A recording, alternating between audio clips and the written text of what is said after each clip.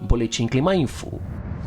Olá, seja bem-vindo à edição semanal do Climão. Eu sou Diana Sampaio, comunicadora do Clima Info. O Super El Niño está quase entre nós. A NOAA, Agência Climática dos Estados Unidos, aumentou as chances de ocorrer um Super El Niño em 2026. Agora, segundo a NOAA, há mais de 90% de chances do fenômeno se tornar muito forte a partir de setembro. E não para por aí. Ainda de acordo com a NOAA, o El Niño de 2026 e 2027 deve atingir uma intensidade nunca vista em 66 anos de registros. Alexandre Gaspari, editor do Boletim do Clima, lembra que o Super El Niño adiciona mais uma camada de preocupações a um problema muito maior, a crise climática. Setembro está chegando, e com ele é quase certo que chegue também um Super El Niño. O Super El Niño, ou El Niño muito forte, é caracterizado pelo aquecimento das águas ali na altura do Equador do Oceano Pacífico, acima de 2 graus Celsius. No momento, essas águas estão 1,8 graus Celsius mais quentes que o habitual. O El Niño, no Brasil, costuma causar mais chuvas no sul, mais seca na Amazônia, no Nordeste e no Centro-Oeste, mais calor em quase todo o país, e isso é um ambiente propício para mais incêndios florestais. Mas, embora os governos estejam agindo aqui no Brasil, o governo federal, governos estaduais e governos municipais estejam agindo, se preparando para o Super El Niño, a gente precisa lembrar que o Super El Niño, na verdade, ele é meio a cereja do bolo de um problema maior. Se chama mudanças climáticas. Por quê? Estudos da WWA, World Weather Attribution, que é uma rede de cientistas climáticos, uma rede global, mostrou que as chuvas históricas do Rio Grande do Sul em 2024 foram 2 vezes mais prováveis por causa das mudanças climáticas. A seca da Amazônia entre 2023 e 2024, anos também que tiveram El Niño, foi 30 vezes mais provável por causa das mudanças climáticas. E recentemente, agora em junho, uma onda de calor recorde que bateu na Europa seria praticamente impossível sem as mudanças climáticas, segundo a WWA. Logo, a preocupação com o Super El Niño é válida, justa e temos que nos preparar sim. Mas a gente não pode esquecer do dever de casa principal, que é combater as mudanças climáticas. Como? Mitigando, ou seja, parando de queimar combustíveis fósseis e parando o desmatamento e adaptando nossas cidades para esse novo anormal do clima que, infelizmente, nós mesmos causamos ao nosso planeta. Conferência da ONU discute combate à desertificação. Com a crise climática toda e um Super El Niño a caminho, o combate à seca e à degradação da terra e a busca por financiamento vão guiar quase 200 países na COP17 do combate à desertificação que começou nessa semana na Mongólia. O Brasil contará com mais de 100 representantes na COP17, um número recorde. O país vai destacar o bioma Caatinga, as políticas públicas para o semiárido e o combate à degradação dos solos, entre outros temas. No quadro 50 Tons de Verde, Cíntia Leone, coordenadora de diplomacia climática do Clima Info, lembra a história da conferência e explica por que o tema é tão importante para o Brasil, um dos maiores produtores agrícolas do mundo. O primeiro trabalho fotojornalístico da história do Brasil é justamente sobre um evento extremo. É sobre a seca que aconteceu entre 1877 e 1879, causada por um El Niño. O famoso abolicionista e repórter José Patrocini mandou para a imprensa do Rio de Janeiro as imagens feitas por José Antônio Correia, lá no Ceará. E o Brasil passou a conhecer os retirantes, que eram pessoas que fugiam das secas, muitas vezes morrendo pelo caminho. Isso marca a entrada do sertão de maneira definitiva no imaginário brasileiro. Só que a maneira como o Brasil lida com a seca mudou muito nos anos recentes. Não se fala mais em combate à seca, é convivência com o semiárido. E essa nova maneira de pensar permitiu a criação de políticas públicas que funcionam e reconhecer uma série de tecnologias sociais dos povos da Caatinga e do semiárido. É com essa bagagem que o Brasil está chegando agora na Mongólia, essa semana e na semana que vem, para a Conferência contra a Desertificação. É uma das 3 convenções ambientais da ONU criadas na Rio 92, bem menos famosa que a Convenção de Clima e que a Convenção da Biodiversidade. Mas a COP da desertificação pode chegar num momento mais urgente. Com a passagem do El Niño, fica claro para todo mundo que o risco de desertificação e o risco de degradação do solo é uma das emergências ambientais mais graves, porque ela trata diretamente da segurança alimentar. E o Brasil, como um maior produtor de alimentos do mundo, não pode deixar esse assunto de lado, mas deixou.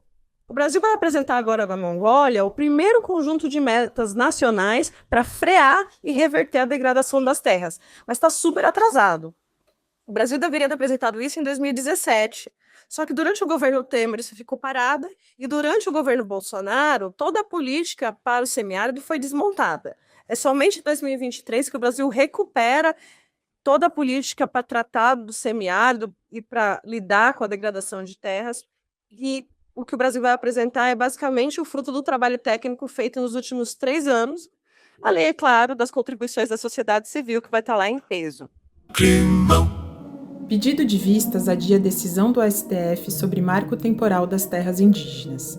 Um pedido de vista do ministro Dias Toffoli adiou o julgamento do marco temporal das terras indígenas no STF. A Corte já declarou que a tese é inconstitucional, mas precisa decidir sobre ações que podem dificultar a demarcação de terras indígenas e a retomada de territórios. Ricardo Terena, coordenador jurídico da APIB, explica o que aconteceu na Suprema Corte nos últimos dias e os impactos das decisões relativas ao marco temporal sobre os povos indígenas e, de quebra, sobre o meio ambiente e o clima. Na semana passada, nós tivemos o andamento de 2 processos muito importantes para o futuro da demarcação das terras indígenas do Brasil. O primeiro deles, relacionado à Lei 14.701 de 2023. O outro, um caso de repercussão geral, que em 2023 o STF reconheceu a inconstitucionalidade da tese do marco temporal. A constitucionalidade da tese já não é um debate no STF. A partir de agora, o que nós temos em jogo é o futuro das demarcações como elas estão estabelecidas até o momento. E nós temos 2 posicionamentos principais no tribunal. O primeiro deles, do ministro Gilmar Mendes, que cria entraves administrativos, amplia a possibilidade de indenização no processo de demarcação, premiando grileiros de terras indígenas e, ao mesmo tempo, cria uma lista que o Estado brasileiro deve entregar no período de 1 ano, para que, posteriormente, nenhum território mais passe pelo processo de demarcação de terras indígenas. Basicamente, é a criação de um novo marco temporal a partir dessa lista de territórios que deverão ser demarcados. Por outro lado, nós temos o posicionamento do ministro Edson Fachin. O ministro Edson Fachin tem o posicionamento de que só deve ser indenizado aquelas pessoas que de alguma maneira adquiriram um título derivado do Estado brasileiro. O ministro Fachin também diz que esta lista que o ministro Gilmar Mendes determinou para que o Estado brasileiro elabore neste período de 1 ano é uma lista inconstitucional, uma vez que os direitos dos povos indígenas são direitos imprescritíveis segundo a Constituição Federal de 1988. Até o momento, 5 ministros votaram. O ministro Gilmar, que foi seguido pelo ministro Alexandre de Moraes, e o ministro Fachin, que foi seguida pela ministra Carmen Lúcia e, posteriormente, pelo ministro Zanin. No final da semana passada, o ministro Dias Toffoli pediu vistas do processo, o que dá agora um prazo de 90 dias para que ele analise aquele caso e, posteriormente, ele retorne para o plenário do Supremo Tribunal Federal. O entendimento do ministro Gilmar pode inviabilizar a demarcação de terras indígenas no Brasil. E nós sabemos que demarcação é mais do que a garantia de um direito constitucional, mas também é a garantia de territórios preservados e da proteção do meio ambiente. As terras indígenas são as regiões mais protegidas que nós temos no Brasil, e nós, em um período de crise climática, devemos proteger as terras indígenas. Petrobras anuncia que encontrou indícios de petróleo na foz do Amazonas. A Petrobras informou que encontrou indícios de petróleo no Poço Morfo, que a empresa está perfurando no Bloco 59 na foz do Amazonas. Apesar da comemoração da indústria de petróleo e gás fóssil e de políticos, a empresa disse que ainda não pode dizer que a descoberta tem valor comercial. O que será que Rosana Vilar, a nossa Rosa Pistola, tem a dizer no quadro Clima Pistola? Essa descoberta é absolutamente relevante para os próximos passos e nos deixou a todos muito entusiasmados. Então, imagino que o Amapá possa ter petróleo sendo produzido em águas ultraprofundas de hoje a uns 6, 7 anos. Olá, Magda, presidente da Petrobras. Toda faceira porque acharam sinais de petróleo na foz do Amazonas. Os acionistas também devem estar entusiasmados, assim como os políticos da região, que vão chafurdar nos royalties, sem nunca repassar os benefícios para a população do seu estado, é claro. Quem provavelmente não está comemorando é aquele 1 milhão de pessoas que ficaram desabrigadas por causa de enchentes, deslizamentos, secas no último El Niño, em 2024. Nem aquelas pessoas que já estão se preparando para o pior, para o super El Niño desse ano, esse megazord bombado por causa das mudanças climáticas. Senhora, a senhora gravou, dá licença? Senhora... O que a senhora Petrobras ainda não sabe dizer é se vai ser economicamente viável perfurar ali, já que muitos dos 100 poços já perfurados na bacia ou deram seco ou eram reservas sem valor comercial. Em redor do buraco tudo é beira. Em redor do buraco tudo é beira. Em redor do buraco tudo é beira. Mas sabe o que já é certeza? Que a gente já ultrapassou o limite de 1,5 graus acima do período pré-industrial, que era o limite para não dar merda.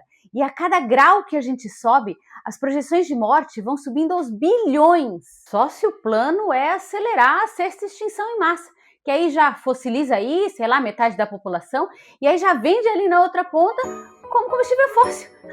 Gênios!